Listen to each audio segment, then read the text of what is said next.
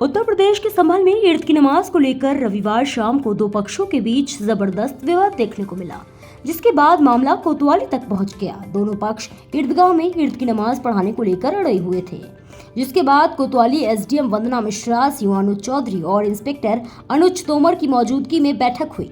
करीब 2 घंटे तक दोनों पक्ष अपनी अपनी बात पर अड़े रहे, लेकिन अंत में जाकर मुफ्ती ए आजम संभल कारी अलाउद्दीन साहब के नाम पर सहमति बन गई। दरअसल ईदगाह इमाम और कारी दोनों पक्षों के बीच ईद की नमाज कराने के लिए विवाद हो गया था। दोनों ही पक्ष ईद की नमाज पढ़ाने पर अड़े थे। दोनों के बीच सहमति नहीं बन पा रही थी, जिसके बाद इस विवाद के चलते कोतवाली में मीटिंग की गई। पुलिस प्रशासन ने करीब 2 घंटे तक दोनों पक्षों को समझाने की कोशिश की, जिसके बाद मामला शांत हो पाया और इस बात पर सहमति बनी कि इस साल ईद की नमाज मुफ्ती ए आजम संभल कारी अलाउद्दीन साहब ही कराएंगे। मेरा नाम मौलाना कामिल मिसबाही, अध्यापक मदरसा फैजुल उलूम सराय तरीन।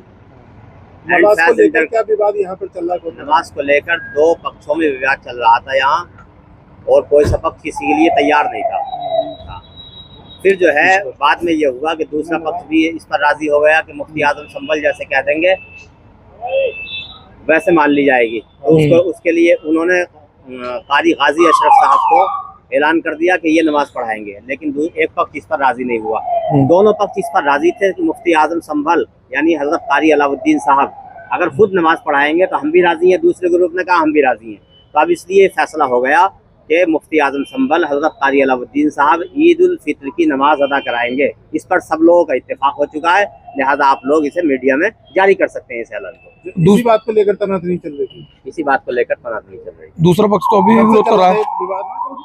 ये विवाद वैसे तो शुरू में तकरीबन 2-3 महीने पहले ये फैसला हो चुका था कि जो कुछ दिन पहले जिनका इंतकाल हुआ था हजरत कारी सुलेमान अशरफ साहब हामिदी, जो ईदगाह के इमाम थे, तो सारे उलमा ने संभल के ये फैसला कर दिया था उनके तीजे में कि अब नमाज उनके बाद उनके बेटे कारी गाजी अशरफ साहब वो पढ़ाएंगे। अब तक कोई बात नहीं हुई 2-3 महीने। तो अब जब ईद का टाइम आया, एक दिन पहले ही ऐसा क्यों विवाद आया? ईद से ठीक एक दिन पहले जो है एक ग्रुप ने, जो उनकी जिंदगी में भी उनसे कुछ नाराज रहता था, लेकिन चूंकि चंद लोग थे 2-3, तो उनकी मानी नहीं जाती थी।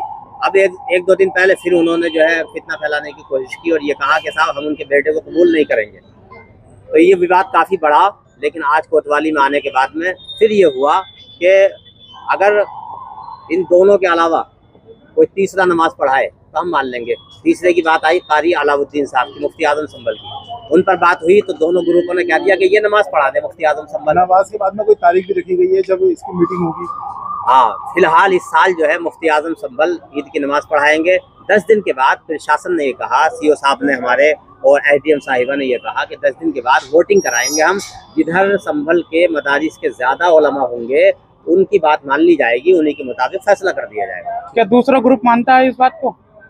फिर शासन ने फैसला किया। नहीं, तो अभी विरोध देखने को मिल रहा है। अभी भी अब कोई खास विरोध नहीं है। 2-3 लोग हैं सिर्फ। मैं आपको बताऊं, शहर में 12-13 बड़े मदरसे हैं। 12-13 दूसरे लोगों का कहना है कि अधिकारियों ने किस पर पुष्टि लगाई है? अधिकारियों ने मुफ्ती आजम संभल पर। नहीं, लोगों का कहना है कि कल को नमाज वहाँ पे होती है तो वहाँ झगड़ा होगा। कैसे लगता है?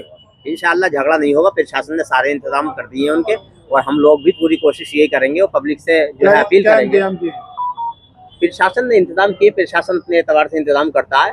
और हमारी एसपी साहब से ही बात हुई थी, मुकम्मल इंतजाम है, और एडीई साहब से बात हुई है इस हवाले से, और डीआईजी साहब से बात हुई है, सबसे बात हो गई है।